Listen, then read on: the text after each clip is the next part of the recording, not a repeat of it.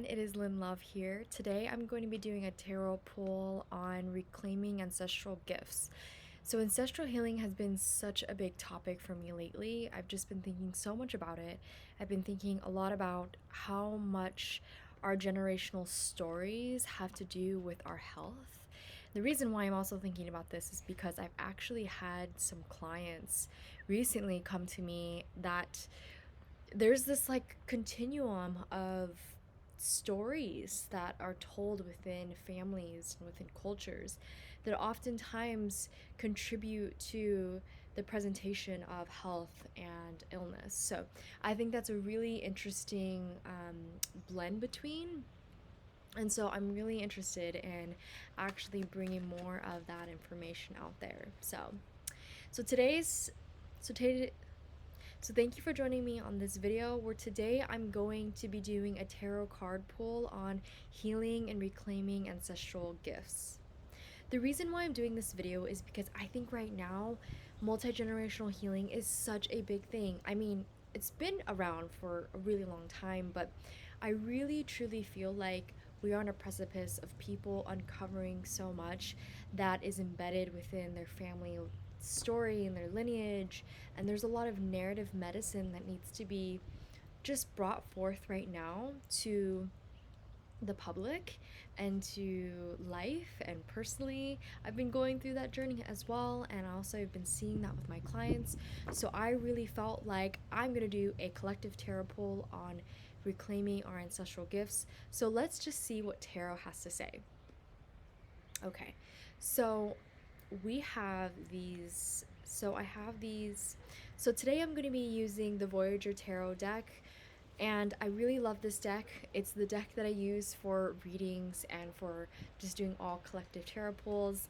I just find it to be the most powerful and the most connected to the psychological DNA, and also thinking, as well as just really being amazing at creating um, and really being amazing at providing the imagery that is needed to connect to the card on a deeper level. So we're going to use this deck, and we're going to actually pick a couple cards in terms of reclaiming ancestral gifts.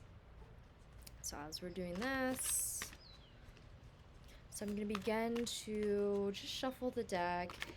You know, there's just been a lot happening today. Jupiter actually ingresses into Taurus, so I don't know if where you have that in your chart, but you know, it's interesting because for me, I have it in my 4th house, which means that it's all about expansion and growth within family life and ancestry. And so it makes sense that I'm feeling really called towards doing this type of medicine because, you know, we are the living prayers of the people before us. And we are walking 1,000 footsteps. I think that was Maya Angelou's quote, was that we walk in a room with many people walking with us. So let's see what we got for the first card. This is what I got. I got the 2 of Wands. I love this card and how beautiful it looks. So this card is really a powerful card. As you can see, it has a lot of things, a lot of imagery going on, and it's the 2 of Wands, the Wands ruling this fire and ruling the fire element, and us being able to connect to spirit. This is also going to speak about there's a purification process, right? This card is ruled by purity, or it's called purity. So there is a purification process happening in order for us to unravel and discover what our ancestral gifts are and the gold that is left from the alchemy of processing so much multi-generational trauma and doing so much multi-generational healing. First, we have to go through the purification process, and it may look like looking through windows of the past and doing a lot of past life regression therapy. I have been doing so much of past life thinking and memories coming up, and I actually just recently did a quantum healing hypnosis session with a good friend. So much of that is coming up right now, and so if you are experiencing this call towards like looking back, thinking back at different times of your life, having memories of childhood, memories of with certain family members, or even deep-seated feelings that you didn't realize were there, but were there and underneath the surface, that is being asked to come up to the surface now to become aware of by your consciousness. And that's how things get healed. So, again, we have the candle that is representing the illumination of our consciousness. And when we bring things up into the surface, I can give you an analogy. If we going closer, if we see things in the window and they actually get closer, we're actually being able to see it closely from our consciousness. And in that, it becomes clear. We become more aware of what's happening. We become more aware of what the object is. We just become more insightful and have more understanding about what it is that we're actually looking at, and have more clarity sometimes. And let's just say you clean the windows, sometimes that can be, dirty or have a filter over them. So this is a really great um, depiction and kind of story about that and beginning card to kind of start this conversation. Another thing is that there is the lotus that's here. The lotus is going to represent our, again, illumination, but the enlightenment from the old states of being. So when we are going through these deep purification processes, it's going to almost feel like we might be a different person at the tail end of that, or just on the other side of these really intense moments of really deep inner growth. So let's see what else we have as a card. Another thing is, oh, okay, well, here we go. We have the next card. I was gonna go into a story about ancestry and things like that, but this wants to come through. We have the Sage of Cups. This is almost the perfect card for this, because the Sage of Cups is called the Regenerator. And as you can see, it's going to have a lot of imagery of water and of people pouring water back into the earth. And so right now, with all the purification, we can almost picture this as water that's coming down, cleansing our body, and putting all of that back into the earth. We get to neutralize it. And so it's a really powerful energy. And I believe that there's a lot more here that wants to be said, in terms of we get to choose how we respond to what is happening in our external environment and also in our internal environments. And one of the biggest things that I've been learning is we have to feel to heal things, right? And maybe we don't have to be in the story of it, but we can pour out the water, as we can say here in this analogy, that we can pour out the water of our emotions and bring it back to earth. We can give it back to the foundation that actually serves us. And earth as an element represents therapy. It represents grounding, going out to nature, art, talking to family, talking to your mother, talking to maternal lineages, or even the feminine energy, having a friend that can really encapsulate that and hold that for you could be really powerful in this type of energy that we're moving through right now. So if you resonate with anything in this card, if there's anything in this picture that really stands out to you, comment below. I'm really curious, because oftentimes when people look at these cards, there's different things that they notice, and that oftentimes gives you a hint on what you also need to know. So let's get another card going here. So what I was going to say about ancestry is that there's been a lot of research done on mice. And I believe this was the University of Michigan that did this research. And I believe there's a lot of research done out there now that, in fact, they took a generation of mice and they brought them through a maze. And these mice were actually traumatized once they got to a certain point of the maze with a sound. And they took the offspring of that generation, so the offspring of those mice, and put them through the same maze. And what happened was that these mice, the offspring of the mice, right? The offspring went through the maze, and these offspring that generation actually had the same fear response as the first generation that actually experienced the traumatic experience at first, right? So there's a lot being done in terms of research on ancestry and how ancestral trauma gets passed down within our senses, within our different thought and emotional patterns. So there's a lot there, definitely. Here's another card that wants to come through. Ooh. I love this card. This is the Empress card, and the Empress card is extremely powerful in that it is going to speak about this. I want to say like the revolution of the divine feminine energy that exists within all of us and actually creates the whole of each person. And we are consisting of both yin and yang energies.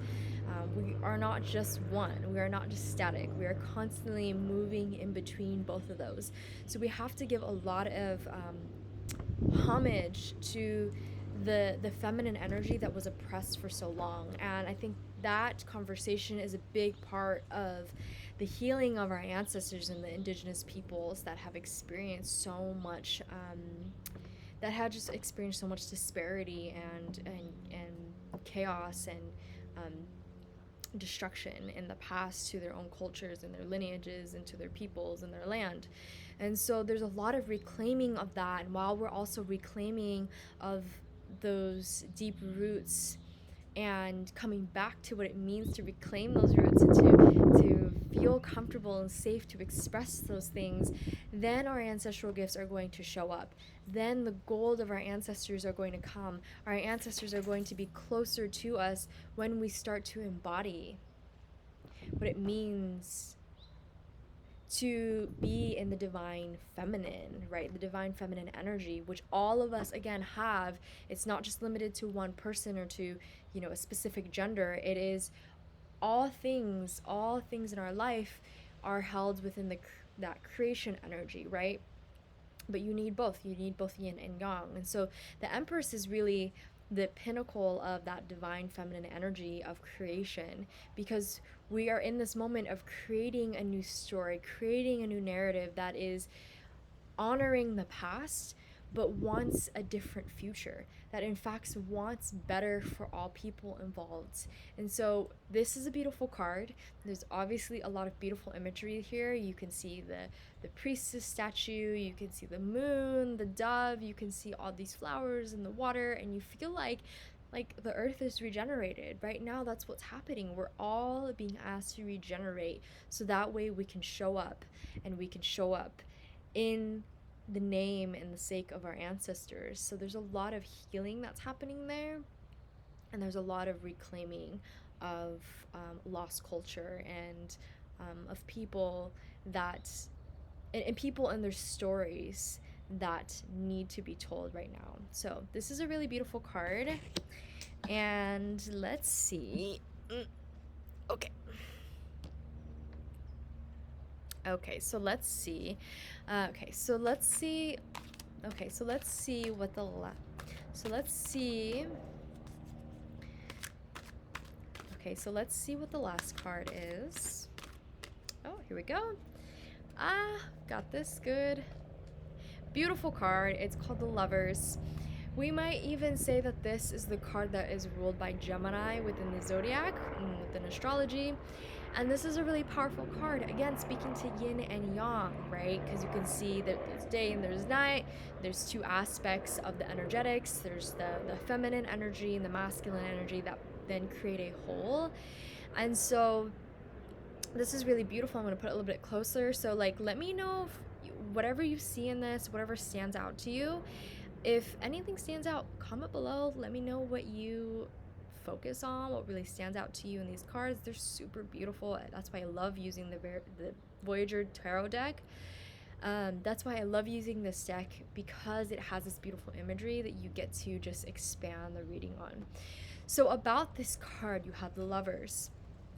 The Lovers is an extremely powerful card. This is also ruled by the number 6. So this is the number of spirit within a numerology and so much more, obviously. But within this card and within the reading in terms of our ancestral healing and reclaiming our gifts, until we fully integrate all aspects of ourselves and become the one or become whole.